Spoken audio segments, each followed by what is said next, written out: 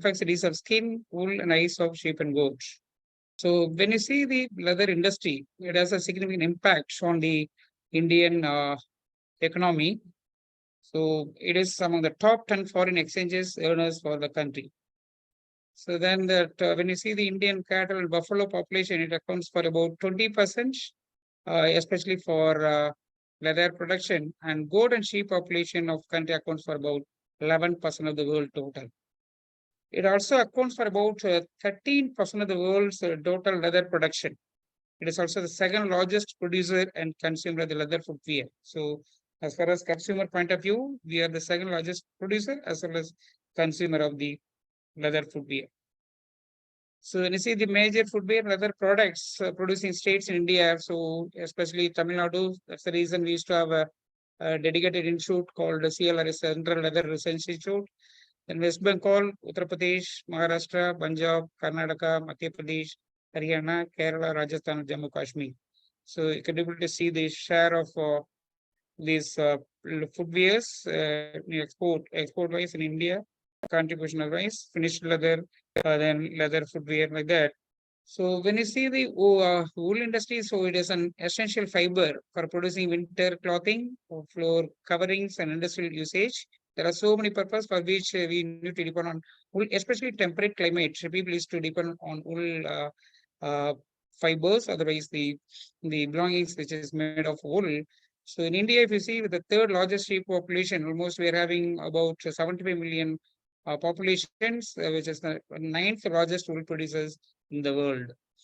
The major wool producing states in the year, if you see, so especially in 2021, Rajasthan play a top where they used to produce about 15.68 million kg. Then followed by Jammu Kashmir, Telangana, Gujarat, Maharashtra, Himachal Pradesh, Karnataka, Uttar Pradesh, West Bengal, and Haryana. Almost, if you see, so amongst the southern India, only Telangana and Karnataka used to contribute major, especially wool productions. Other states are almost insignificant. With this, much importance, we need to know the important aspects of the infectious diseases which usually affects the skin, because once skin structure is gone, then we have to lose our the leather. That means we have to lose the leather production, so that the export everything will be going down. So that's much important. So that's why we need to have an idea about at least infectious diseases of the skin. So there are so many diseases which affect the skin of small ruminants. Among the important things, the most prevalent infectious diseases or ORF, otherwise we used to say CPD, contagious pustular dermatitis, sheep and goat pox, in cases lymphadenitis, staphylococcal skin infections, dermatophylosis, fleece rot, and bolo diseases, otherwise corynebacterium, and sheep scab, choreoptic manges, and traumatic myiasis. Myiasis majorly due to ulceration or wound. If there is any wound, then only we can expect this kind of traumatic myiasis. Otherwise, other diseases are gaining very much importance with respect to skin affection. So first we will see about the ORF. So it is always, but there are so many synonyms based on the regional level. People used to call in different names. So like contagious pustular dermatitis or contagious eczema, contagious pustular stomatitis, malignant aphthia or sore mouth, scabby mouth, like that. So it is a viral disease which primarily affects the skin around the mouth, udder and coronate, and is prevalent in all countries where sheep and goats are eaten. Almost we could able to see these incidents as well as prevalence of disease in every country. So, but the impact may be varying with respect to the climatic condition, or otherwise the endemic status may be varying with the country. In addition to sheep and goats and related species, the potential, this virus is having the potential to infect human beings also.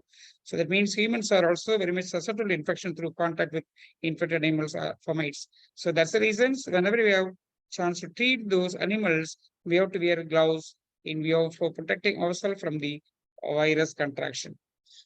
So etiology, so it is a highly contagious zoonotic viral disease that affect the ruminants, mainly sheep and goats. So the skin lesions are painful. When you touch the skin lesions, the animal is to evince the pain, often occur on mouth, muscle region, where they cause anorexia or starvations. So because of pain, the animal could not able to eat. So then it is classified under parapox virus. Its infectivity is retained in dried scab for long period at cool temperature. So that there is a record of about 23 years at cool temperatures. Even the dried scab used to maintain the virus in the environment. So that means, so once the environment is contaminated, then the climatic condition is favorable, like Kodaikanal, Ooty, or wherever the high altitude conditions, the virus is to survive in the scab for a long time, whereby it pave the way for contraction with the susceptible animal whenever they go for grazing.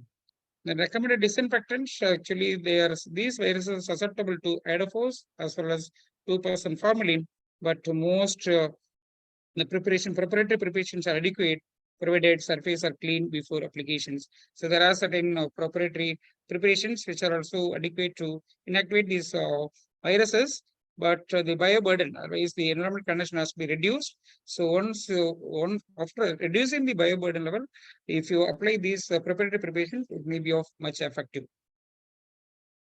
So our virus, as I told, it is occurring primarily in sheep and goats as contagious bacillus dematitis. The human beings usually contract this disorder through direct contact with infected sheep and goats or with fomites carrying the orvirus. It causes purulent appearing papule locally and generally no systemic symptoms. So infected locations can include finger, hand, arm, face. That means this is the zoonotic potentials. I'm talking about human infections. The papule may persist for 7 to 10 weeks and spontaneously resolve. Though it is self-limiting, but still there is a chance to contract the pathogen from the small ruminants. Disease primarily affects animals under 1 year old, normally the susceptible animal if you see. So among the small ruminants, the young lambs, otherwise young kids, are more susceptible in 2 peaks. The first in spring, shortly after lamping, especially you can expect the incidence after lamping, and again in 3 to 4 months old. Almost these viruses are having the tropisms towards uh, young animals. Older animals also have a chance to get affected, but the condition may occur at any time of the year. So that means the incidence may not much compared to the young animals. The spread is through direct contact with the infected animals. Obviously, when the stock density is getting increased, there is a chance to get the close proximity between affected and susceptible animals, then virus will be contacted very easily, or the virus contaminated fomites. Whenever the animal goes for grazing, so there is a chance to have a scab from the infected animals, they used to contract the virus, otherwise the even fomites. The infection will establish only at sites where skin is traumatized. So when the skin is getting lacerated wound kind of things. Well, when they go for grazing, usually sheep are having the habits of zerograzing. So when there is a chance to have a laceration because of the sharp materials, sharp plants, then easily the virus will be easily contracting the epithelial, especially the epithelial cells. So that means actually growing epithelial cells are very much attracted by this virus.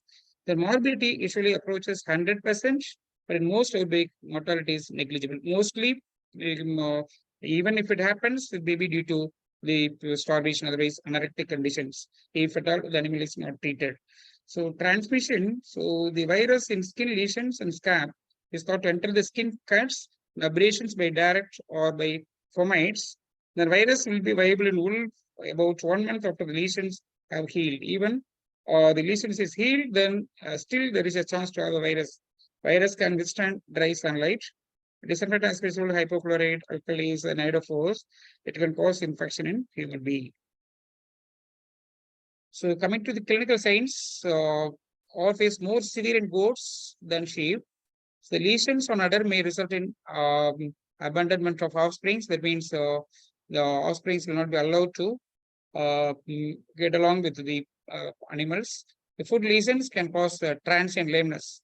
So then severe generalized infection, especially Boyer and Boyer cross coats. So you can expect severe infections. It resolves spontaneously in mortality is very low. Then there is a local erythema, so followed by formation of papules. Once erythema forms, then there will be a formation of papules, which rapidly develop into vesicular. Then vesicular will be turned into the pustular stage that gives rise to the scale formation within a few days. So these are pathological conditions observed with this virus.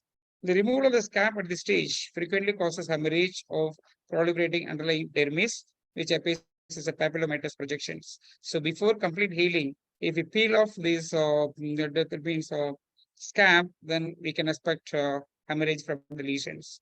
As lesions resolves, the scab will become dry or shed within approximately 20 days of infection, leaving no scar. So if you do, we don't peel off, if you leave as such, then there will be a complete healing almost after 4 weeks. Natural case of the proliferation often gives rise to the wart-like outgrowths, which may go on to produce extensive cauliflower-like growth that can persist for a long period. Generally, if you see, the incubation period is about 3 to 7 days. So there is a single or few skin lesions. Usually, you would be able to see the lesions or the clinical signs around the muscle region most of the times. Then in humans, the initial lesion is very small, firm red to blue papule at the site of penetration, most often a finger, hand, or other exposed parts of the body. Wherever the virus is contracted by the human beings, you're able to see the blue papule development. The papule develop into hemorrhagic pustules or bullae, which may contain central crust and bleeds easily, as it happens with the animals. So then goats, lesions develop into a nodule, which may be fluids and is covered with a crust, mild fever, mild lymphadenopathy, and it is usually self-limiting. Then, as usual, the papule, pustule, scab covering ulceration granulations, inflammatory lesions begin at oral mucocutaneous junction. Usually, in the mucocutaneous junctions, oral cavity you will be able to see. Then from there, it will be spreading to oral cavity and muscle region. So there is a next one is malignant forms. Usually, the here the malignant form, the alimentary tract is affected. In the goats, if you see the lesions, then multifocal lesions occurred on head, neck, thorax, and flank region. So this is the typical symptoms observed at field conditions of almost we are experiencing these kind of incidents, otherwise the off incidents, even at high altitude also. So then what we used to do, we actually base this is obvious clinical signs. By seeing the lesions itself, we could able to suspect this is due to off only. But even then, we used to collect this wart, which will be used for autogenous vaccine. But though the live attenuated vaccine is of very much useful, but sometimes if you want to reduce the incidence, even this autogenous vaccine can also be considered by collecting this scab. So this is other conditions being observed in affected animals. If you see the CQLS, otherwise the infection may also involve the thigh region, axilla, pole, genitalia, lower limbs, and coronate. So even in coronate, the frequently taking the form of verrucous masses, which are easily abraded and prone to hemorrhage. Such lesions around the coronate sometimes referred to as the strawberry foot rot, which may be exacerbated by the infection of the dermatophilus congolensis. If there is a mixed infection, that means dermatophilus congolensis. So then the lesions will be looking like strawberry foot rot conditions. The venereal forms, another form, where you could be able to see vulva on the skin, the vaginal mucosa junction, and at the peripheral of orifice also. At both sides, the lesions show a tendency to spread and form a shallow ulcers, which may become infected by the Fusobacterium necrosporum, giving a flow of necrotic tissues to the ulcer. So in venereal forms, you can expect the same lesions either on the vulval regions around the vulva and the skin, including skin, then vaginal mucosa junctions, and at the peripheral orifice. The affected rams rapidly become reluctant to mate. Usually, when the peripheral orifice is getting affected, usually ram will be reluctant to mate, and the sequel can be disruption of the breeding with a consequent prolonged lamping. The lamping will be delayed. So diagnosis normally by clinical signs, obvious clinical signs could be of enough to have a diagnostic aspect. That means to have a diagnostic aspect. But even if you want to confirm that whether it is or for CPD virus or virus, you can able to collect this scab from animals, which should be triturated. Then go for filtrations with the 0.2 micron. So filters. So that filtrate can be used for identification of viruses by using electron microscope. Usually, we used to do when we were studying our postgraduate. We used to do this kind of study. Otherwise, this kind of informations with our electron microscope available to our institute. So, but this cannot distinguish off from the other part. But still, there is a confusion. So, whether it is perfectly of our virus or otherwise other parapaxil. But based on we have to correlate with the clinical signs. So, otherwise, nowadays the molecular diagnosis will be of useful. So, whereby you can able to target the disordered regions using established primers. Otherwise, the histopathology can also be helpful, but PCR as well as electron microscopic conditions and obvious clinical signs will be of more than enough to diagnose these conditions. Control and preventions. First, we have to think of the emollient preparations containing the broad spectrum antibiotics. So, certain cases, especially on the scab or leaves of lambs, then quarantine measures. So, since the scab is having the potential to spread the virus very quickly to the other stock, so better to isolate. Otherwise, the segregations or whenever we procure animal from exotic places like other countries in view of improving our breeding policy, so then that animal has to be quarantined. Then horse vegetation should be removed from hardship. So because if you remove the horse vegetation, then you can able to reduce the incidence of lacerated wound and the possibility of creating the lacerated wound on animals. And isolation of infected animals can prevent the spread. Antibiotics, usually the broad spectrum antibiotics can be of useful in your shortening the course of disease by limiting the secondary bacterial infections.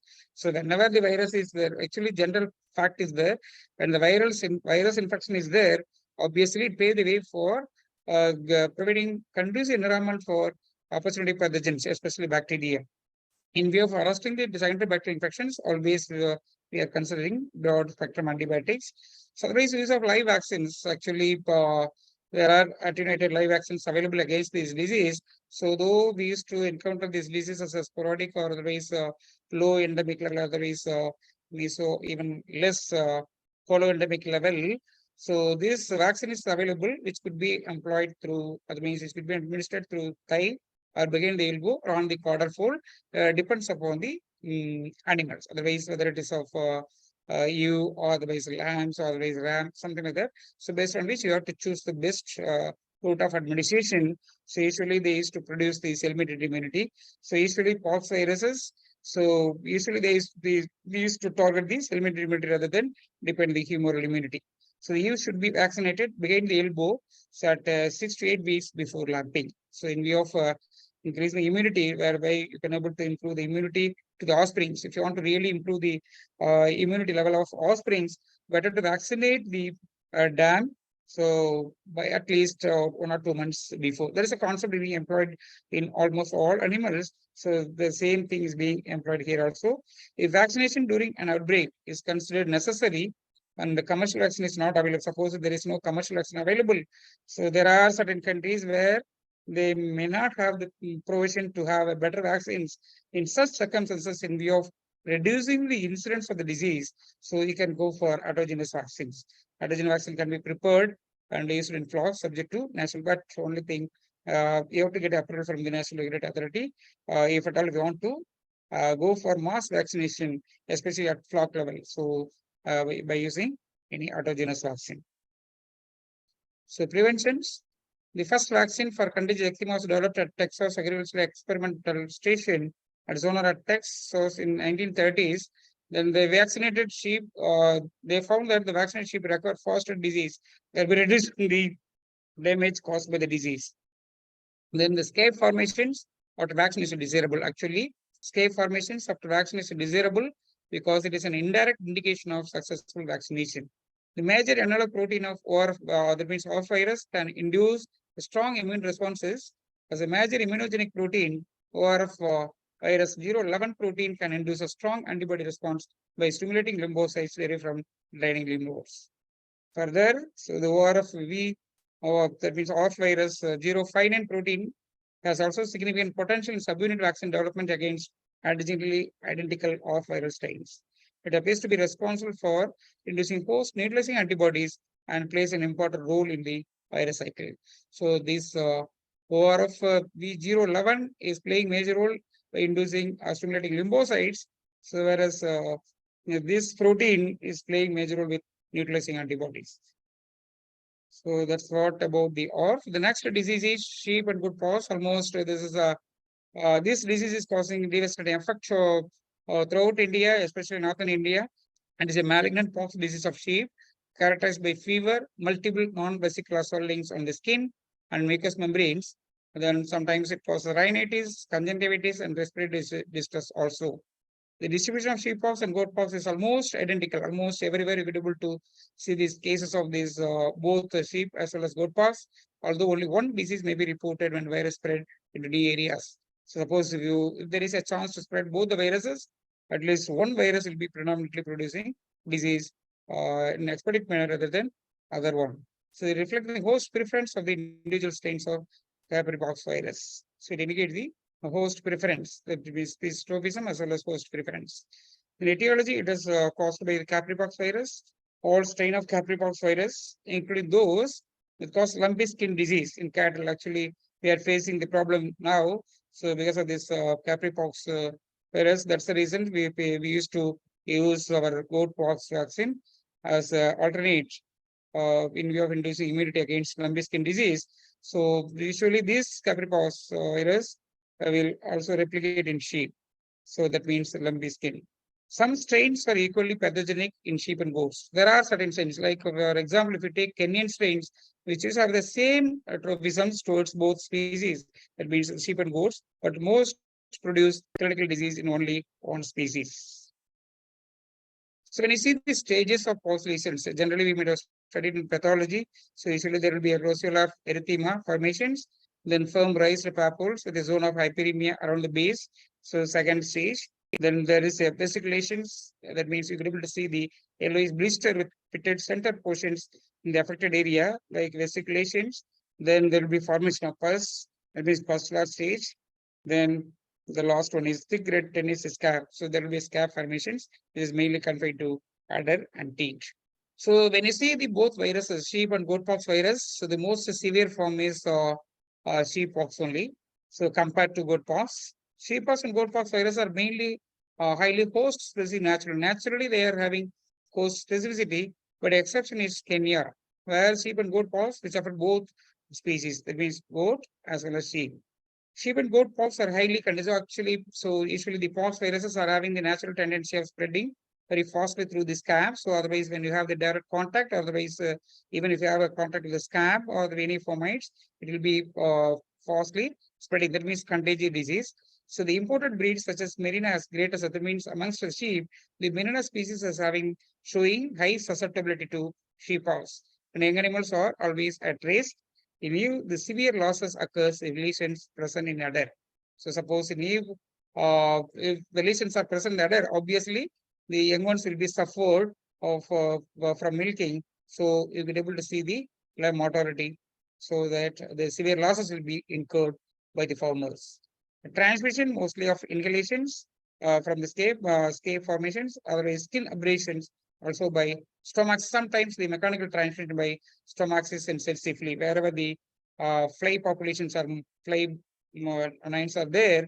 So we could able to see the transmission of this virus through these flies also. So when you see the clinical signs, the generally the incubation period of sheeppox following contact between the infected and susceptible animal is almost between the range of 8 to 13 days. The infection is usually with the aerosol route. Obviously, it is aerosol route, but virus can also be spread mechanically by the insect bite or experimentally by the intradermal or subcutaneous injections, in which case the reaction can be seen at the site of infection within 4 days.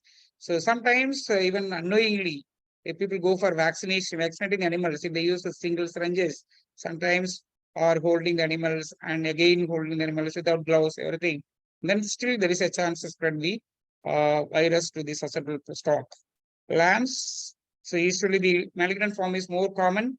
So signs of depression, high fever, especially fever will be noticed up to 40 degrees Celsius, and discharge from eyes and nose. Then they commence as usually they commence as papules, then become nodular, vesicle, pustular, finally the scab formations. So especially the mortality, if you see in sheep, you can expect up to 40%, that means 50%. So the detected temperature may be going up to 40 degrees Celsius. Then macule, so especially the macule will be observed, the groin or axilla and perineum region. Then the papules, especially nose, eyes, mouth, mammary glands, vulva, and prepuce, then they used to quickly ulcerate, leading to rhinitis, conjunctivitis, phlebitis, and a secondary mucopollulant discharge as well as mastitis. So the benign form is more common, generally common in adults. The lesions are under tail. Usually we would able to see the lesions under tail, no systemic reactions. The goat pox, if you see the goat pox symptoms, clinical signs almost it is similar to sheep only, but you can expect the mortality going up to 90%. The papules may be present also on the tongue, rumen, kidney cortex, liver, and testicles. Large number of heart, tail, sometimes hemorrhagic lesions found throughout the lobes of the lungs are usually the most obvious signs and probably the most likely cause of the death. So usually the death happens due to hemorrhagic lesion found through the lobe in the lung. So that means because of the respiratory failure, we could able to see the mortality. All the body lymph nodes are enlarged. That is the usual things as it used to happen with the caseous lymphadenitis. But here also you can expect the lymph node swellings and maybe hemorrhage and contain micro abscesses sometimes.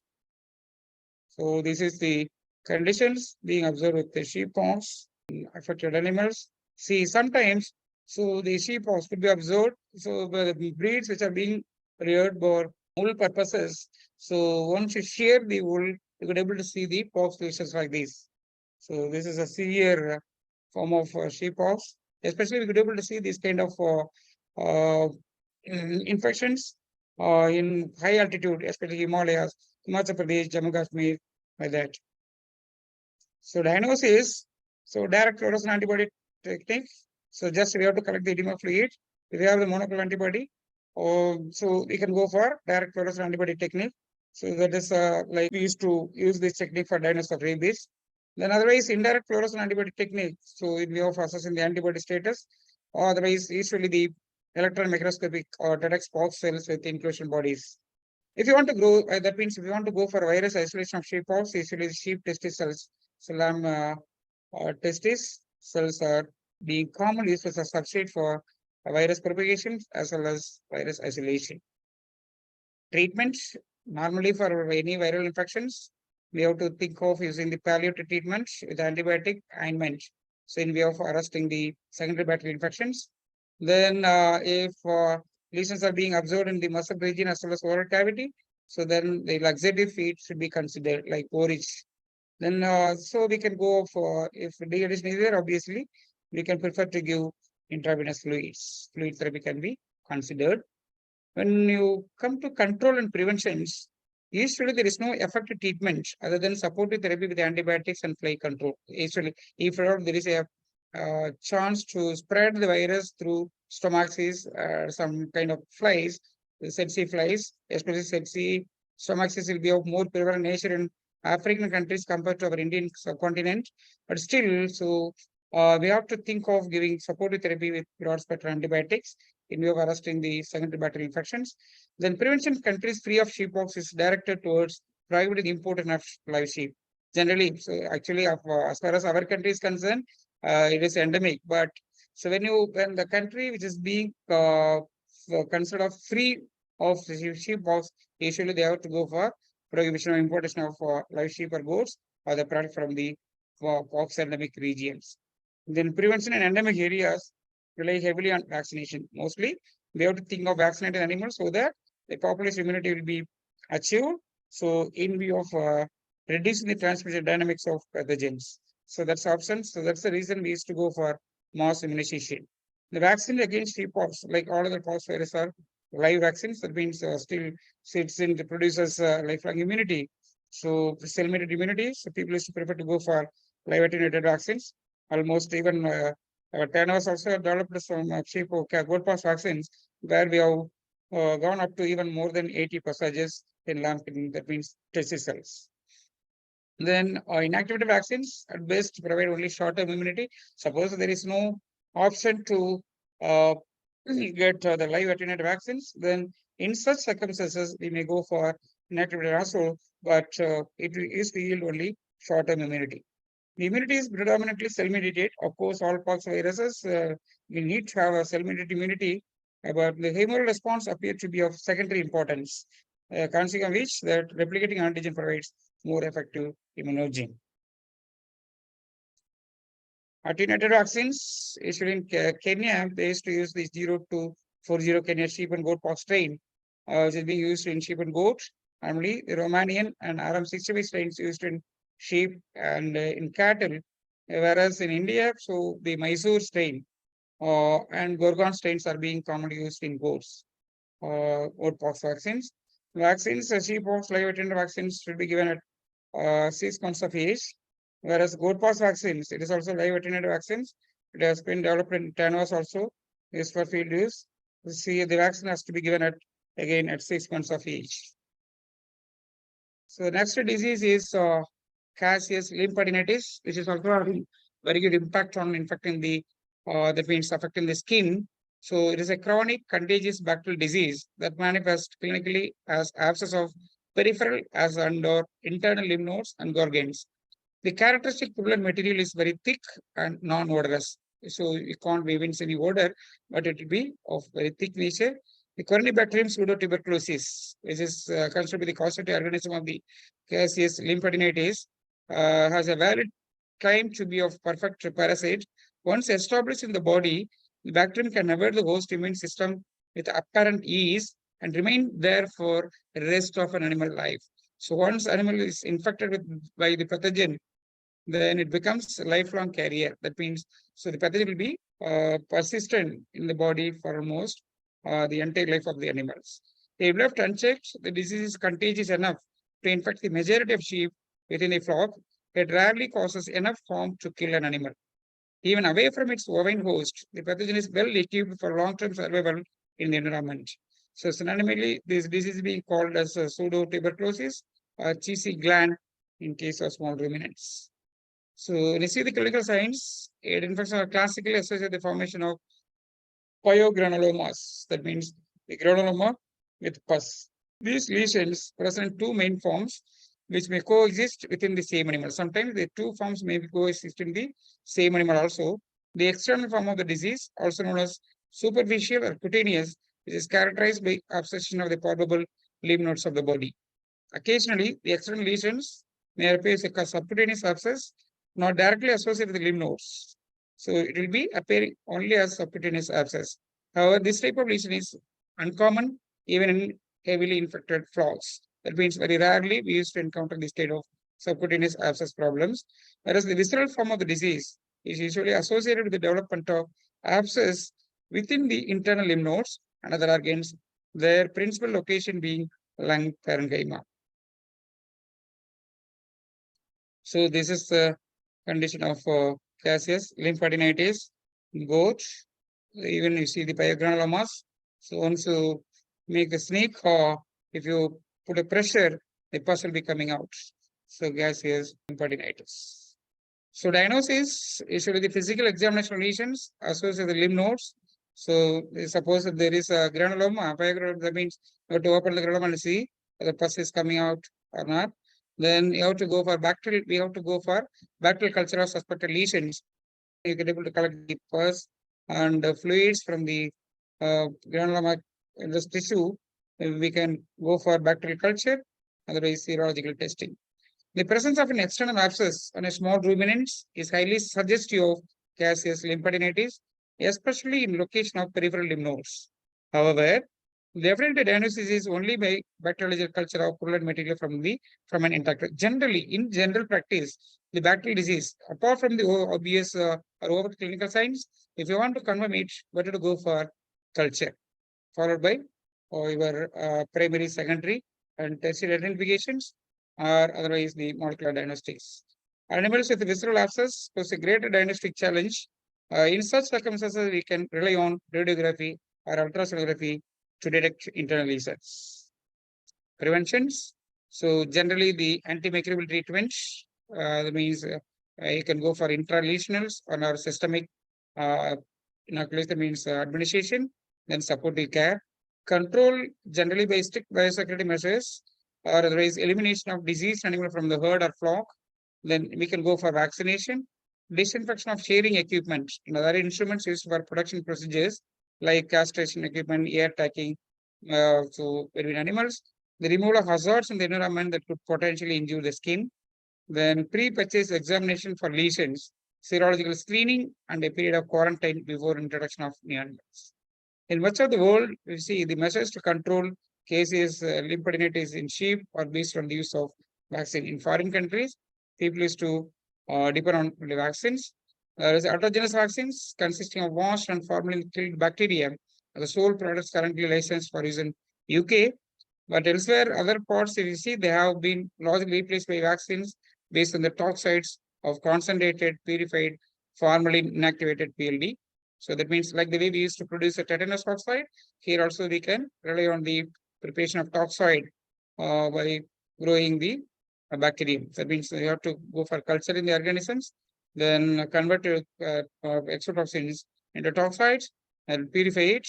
Then you have to inactivate, that means formal inactivations. It should be taking almost 4 to 6 weeks in view of converting the toxide, that means toxin to toxide. So like that, we have to go for production of vaccines. The regular use of such vaccines within the infected flock has a potential to decrease the gaseous lymphadentic prevalence by 60 to 80% within 5 to 6 years. This is at flock level. Then finally, in some countries, a third category vaccine is available, which contain purely toxoids combined with old killed bacterial cells. The next infection is staphylococcal, so which is a more commonly observed amongst almost all species, including human beings. So the several manifestations of staphylococcal skin disease have been described in sheep as well as goats associated with Staphylococcus aureus, either alone or in combination with other organisms. Many cases are mild and of little clinical significance, but severe disease occurs occasionally. So there are so many conditions caused by the staphylococcal organisms in sheep and goats. The first one is periorbital eczema. Typically, the condition is found in late winter or spring regions. It has been linked to the skin trauma during close contact, especially during tough feeding. It appears to be contagious, up to 50% of the flock being affected. So then, usually the Staphylococcus pathogen, it can be easily spread between species. Affected individual can present alarming appearance, the bloody discharge on the face and adherent to the wool.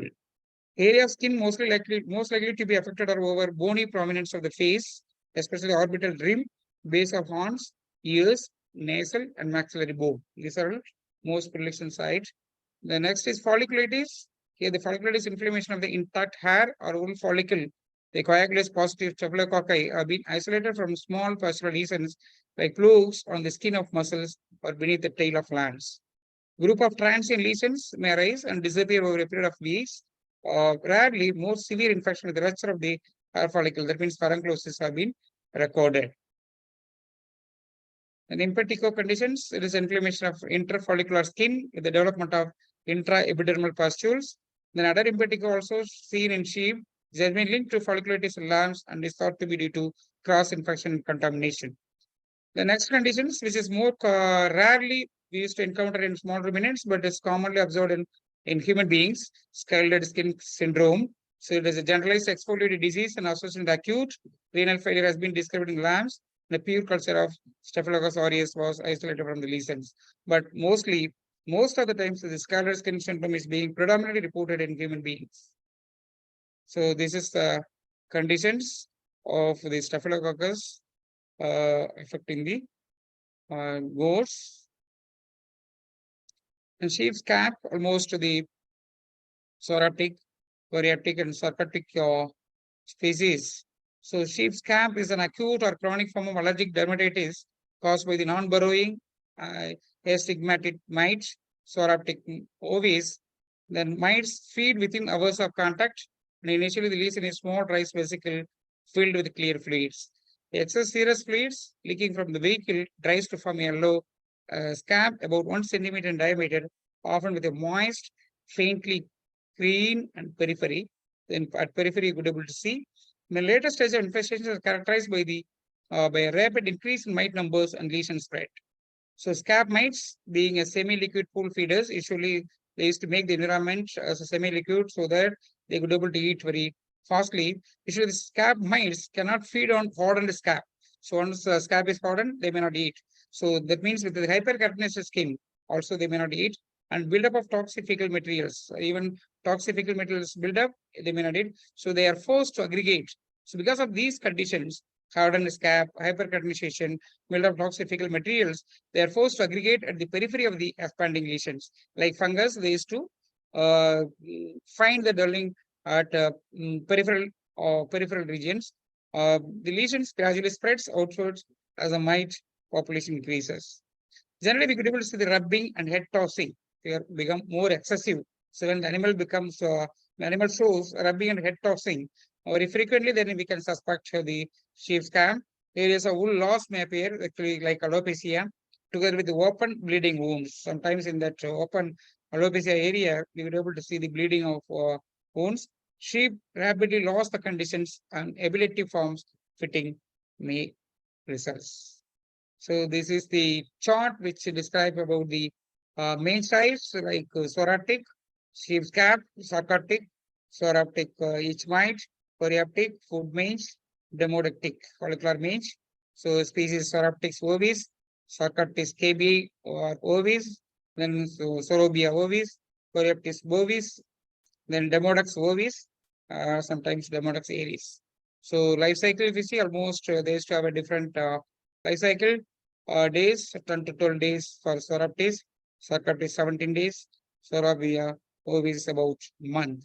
So early locations, if you see, usually Soraptis, it occurs, the lesion could be seen on withers, flank and rump region, characteristic like it is to form the central crest and alopecia, whereas the Sarcoptis head region, so the thick, crusty, wrinkled alopecia could be seen. Sorabia, flank and thigh region, dry, scoffy, deranged fleas could be noticed. Whereas Coreoptis, feet, pastern region, scrotum. So we could able to see the characteristic crusty, brown, thick and fissured lesions.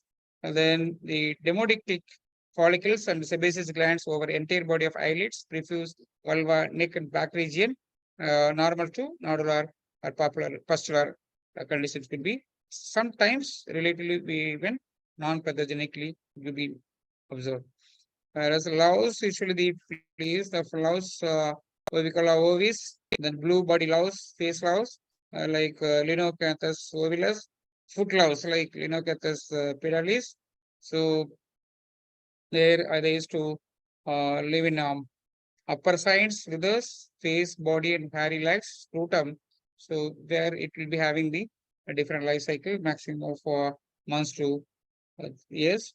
This is a condition of infections of sheep, mice, mange infections. So we're able to see the infections of that means ear parts as well as the almost muscle region, including oral cavity. So generally, for these mite and mange conditions, the French tipping is preferred. That means the clinical staff can be cured by blanch tipping in wash containing the organophosphate, the diazinon, or synthetic pyrethroids, 5-6-7-methylene compounds. But we have to be very careful while executing the blanch tipping because of toxic nature of these compounds.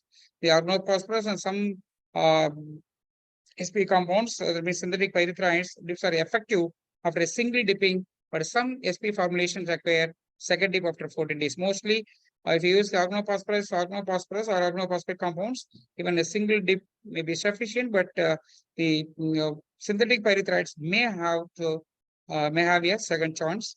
Dipping for 30 seconds is adequate for the control of lice, blue fly, or ticks. But sheep need to be immersed for about 60 seconds, the head under twice, to eradicate the sheep scab. So twice the amount of agaricides is observed by the dipping for 60 seconds compared to 30 seconds. All baths, the sheep must be kept moving. That means swimming action displacing the air in the fleas, thus aiding deep phos penetration. Organophosphate dips are effective after a single dipping.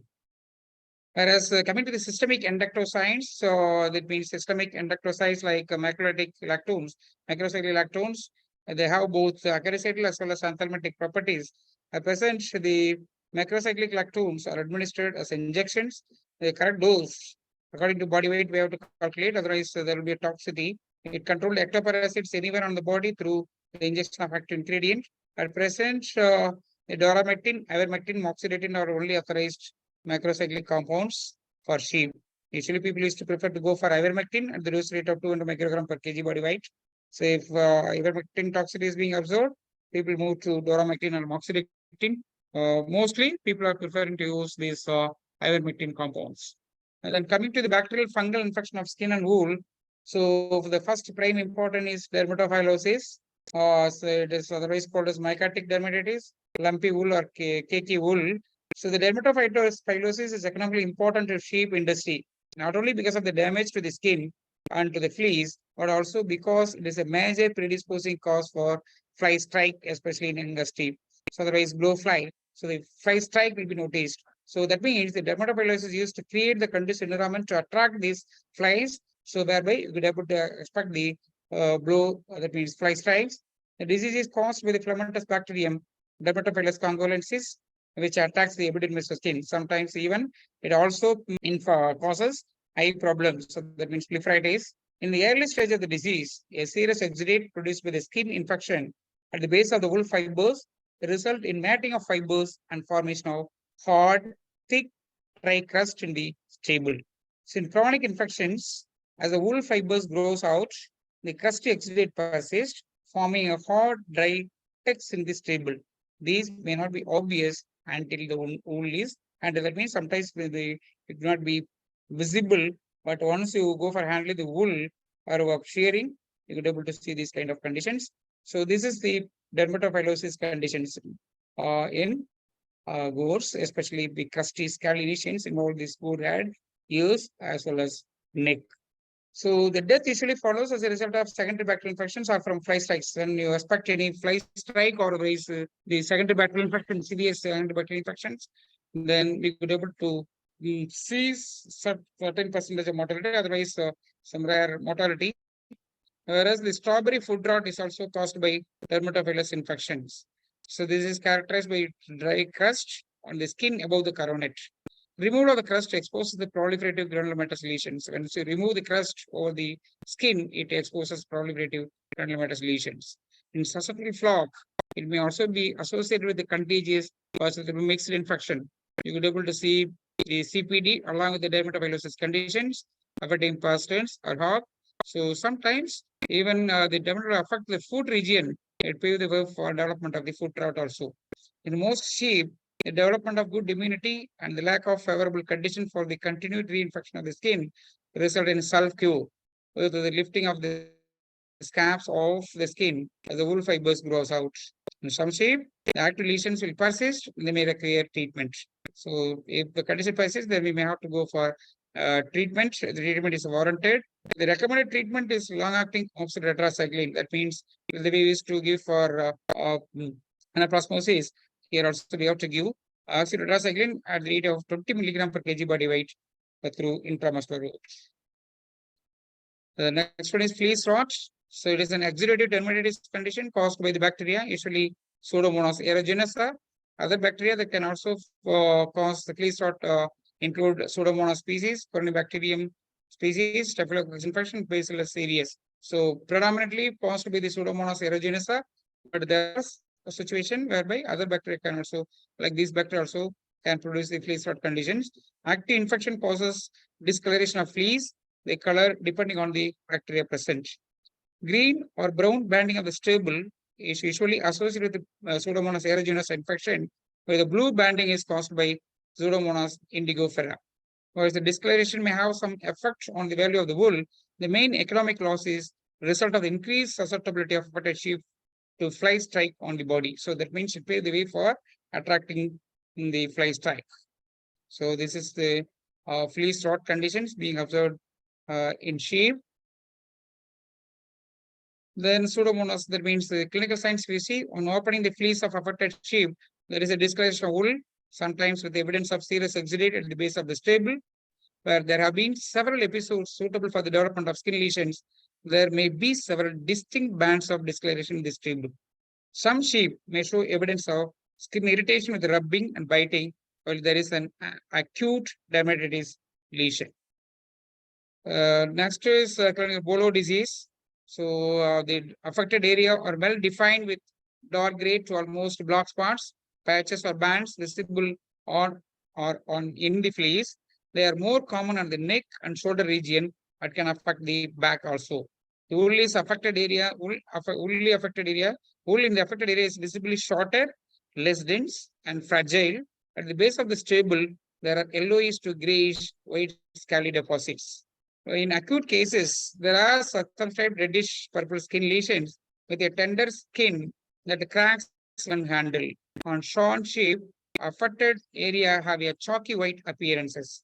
The skin lesions include superficial and follicular hyperkeratosis, acanthosis, and sebaceous gland hyperplasia, hypertrophy. The epidermis is thickened with only a few remaining collagen fibers separating the follicles and sebaceous glands in affected areas. Whereas if you see the Corynebacterium pseudotuberculosis infection, so the infection can result in chronic discharging fistulae from the infections in the lymph nodes of the head and neck and the prescapular and free femoral lymph nodes. Lesions are more commonly seen in pediatric sheep, that means older sheep. So whereas the Aganobacterium pyrogenes infections, this is a cause of subcutaneous abscess and is often confused with the Corynebacterium pseudotuberculosis infection. Lesion may not involve the lymph nodes and are more commonly seen in younger sheep. Then Pseudomonas aeruginosa dermatitis. So it can cause a severe progressive necrotic dermatitis affecting the wooled areas and the wool-free areas of the legs and scrotum. It is usually seen within 6 weeks of shearing. So usually when we go for shearing, so we used to create certain few laceration while shearing. So which pave the way for the development of this dermatitis condition caused by Pseudomonas aeruginosa because of the handling and the wool-free areas of the legs as well as scrotum. It is usually seen within 6 weeks of shearing, associated with the persistent wet weather or with the dipping 3 to 4 weeks earlier. Lesion appears as extensive ulcers covered by the thick crusty scab. Removal of the scab reveals foul smelling because of the bacterial infections. We used to evince these foul smelling, greenish purulent materials involving the dermis. That means skin structure is formed. Then Staphylococcus dermatitis. This is characterized by severe pyoderma in the head region, especially around the eyes, ears, and nose, and suppurative thick walled ulcers develop caused by Staphylococcus aureus infection. Lesions are mostly bilateral or sometimes symmetrical, and affected lambs had enlarged tail edematous kidneys on postmortem. Staphylococcus folliculitis. This is being commonly observed in human beings also. This occurs in lambs and is usually associated with hemolytic coagulase positive staphylococcus. It is characterized by transient pustule formations on the non-woolly areas, especially around the leaves and perineum. Outbreaks are often associated with small pustules on the udder of nursing ewes, sometimes referred as memory. So people used to refer as memory impetigo sometimes. Lesion heals spontaneously are not considered a major problem, but these are small issues associated with the skin. Actinobacillosis condition, if you see, so it's used to create conditions like leathery lips, cruels, or king's evil. This is a chronic granulomatous infection of the skin, subcutaneous tissues, as well as regional lymph nodes of the head caused by Actinobacillus ligneraceae, actinobacillosis conditions.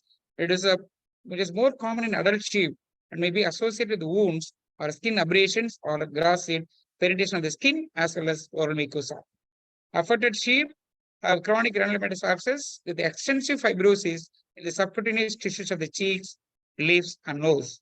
The lesions often discharge to the exterior with a thick greenish yellow pus. So this is conditions. You could able to see the actinobacillosis conditions in sheep. Then pink rotch. So usually this occurs after a period of prolonged wetting and is characterized by a bright pink discoloration of the wool stable. It is caused by bacillus species infection of the wool fibers. The wool fibers are bound together in a creamy pink moss in the middle of the stable. It is usually detected during shearing. The next important thing is ringworm, club fungus. It is usually caused by Trigopython verrucosum or Microsporum canis. There are reports of outbreak in sheep being prepared for exhibition or sale. They are often associated with the washing of the fleece of the sheep as part of their preparation for show. Clinically, there are crusty, wart-like lesions on the face and ears, resembling mange. It is often associated with intense pruritus. There may be a subtler areas of alopecia with a thickish gray scab, and it can be confused with sometimes ARF. And block fungus tip. This is characterized by abnormal block coloration in the top 1 centimeter of the stable.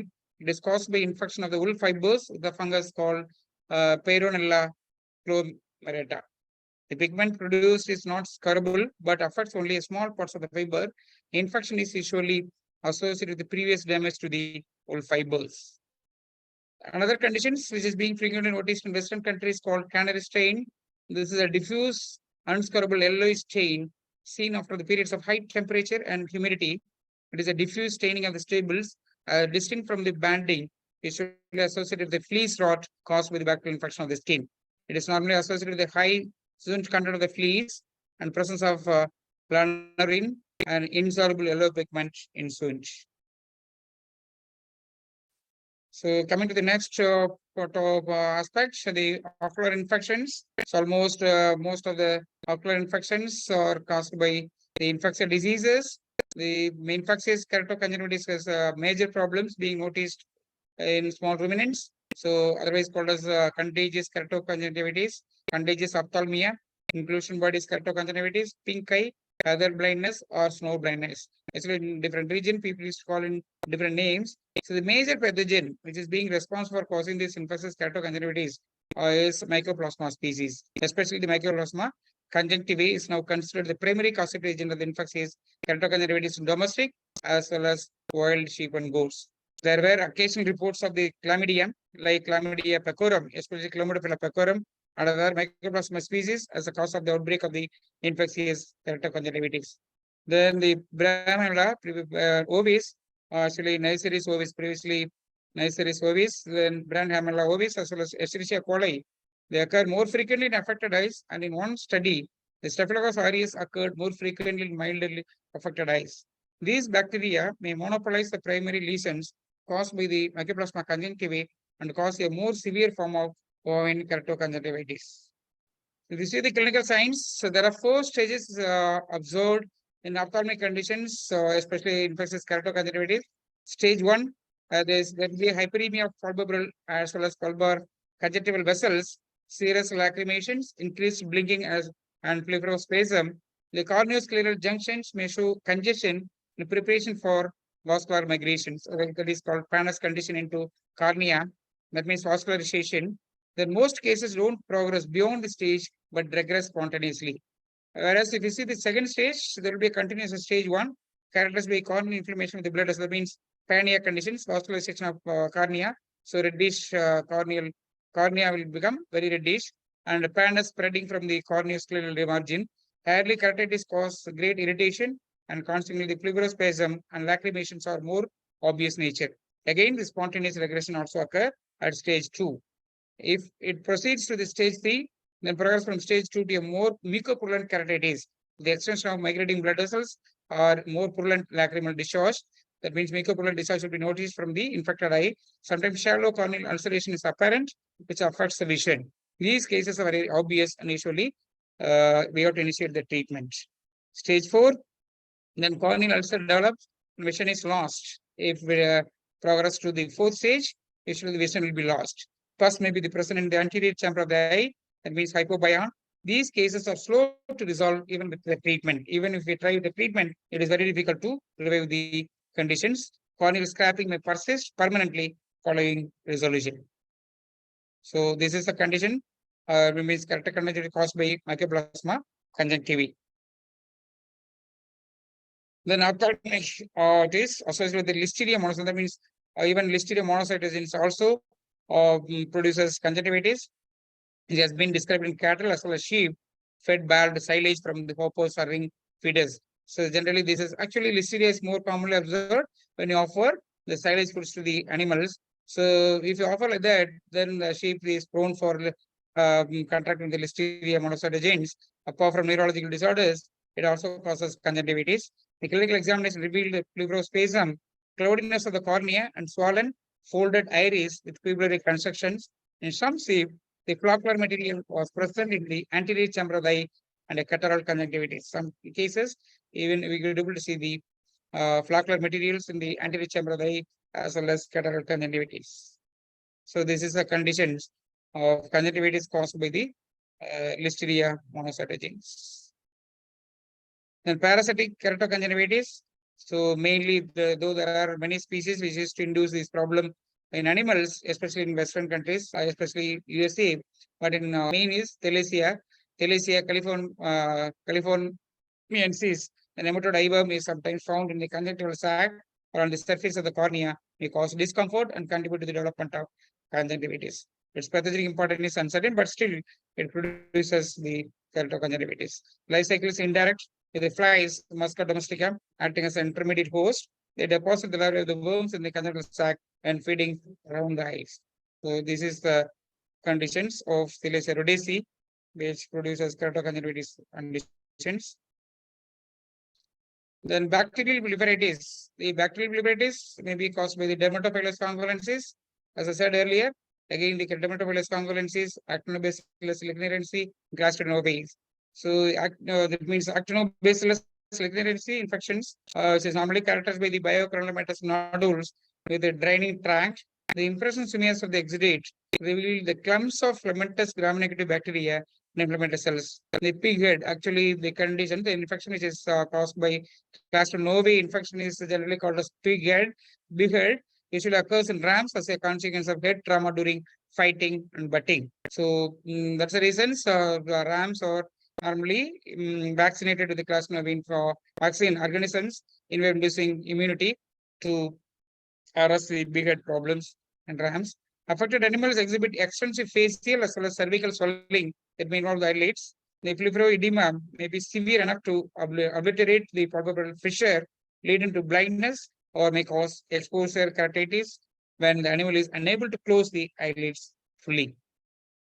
So this is a condition that means especially the Chlamydophila bacorum so produces the keratoconjunctivitis conditions in goats. The viral proliferatis, inflammation of upper as well as lower eyelids can be associated with numerous pathogens, several which cause systemic diseases that are likely to affect other body systems. Viral causes of proliferatis in small ruminants include parapox virus infections such as CPD, otherwise called ORF, then ulcerative dermatosis, lip as well as leg ulcer, sheep and goat pox, then and blue tongue caused by an arbovirus transmitted primarily through bite of Culicates species, otherwise Culicates midges. So this is the viral proliferatis. We could be able to see in small ruminants. Then fungal proliferatis. So generally the dermatophytosis or ringworm is due to skin infection caused by microsporum as well as trichopaton species. It is uncommon in goats and rare in sheep. The clinical manifestation of dermatophytosis includes facial alopecia and crusting that may affect the eyelids. Lesion offer or circular. Pruritus is variable in severity, but usually mild. Young goats are most commonly affected, and cases are most likely to occur during late winter as well as early spring stage. So this is the fungal proliferatis.